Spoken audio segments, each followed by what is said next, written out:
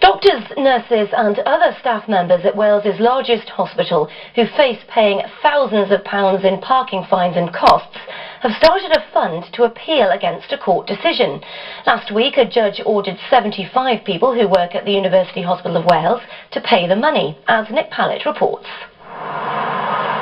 With staff numbers, patients and visitors in the thousands every day, parking spaces at Wales's largest hospital are at a premium. As we reported on Friday, 3 hospital staff at UHW lost a test case over whether they and more than 70 other workers were liable to pay thousands of pounds in parking fines. It's not really the outcome that we wanted, and it's really the fines, what we earn, it doesn't really cover the fines. Just really gutted, yeah. I have to allow 45 minutes to an hour extra to park my car every morning to find somewhere to park. By the time I get into work, there are usually no parking spaces, and I have to park off-site, and quite often I have to park 20-25 minutes walk away. Staff have permits which allow them to park in designated areas for £1.05 a day.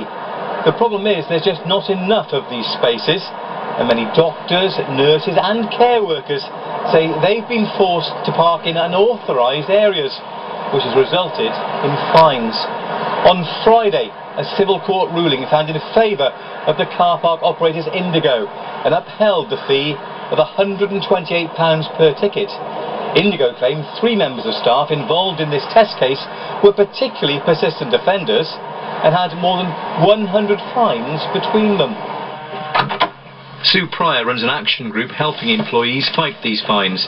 They're now raising money online to pay for the legal services needed for an appeal. The actual realisation that these charges are now enforceable is, for some, going to break them. And some are leaving, some have already decided enough's enough and left. Last year, following concerns raised at the hospital, it was agreed that all fines up to the end of March would not be pursued. Cardiff and Vale University Health Board say that led to a big drop in fines, and they've also introduced a park and ride scheme. We've reduced by over half the number of fines that are applied to people. So what that means is most of our staff, 98% of our staff, park correctly and park legally.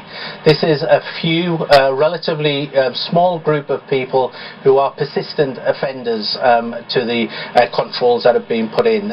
The campaigners hope last week's judgment isn't the end of the matter. The Health Board, though, say their priority is a safe, free-flowing site, allowing access to emergency vehicles and vital health services.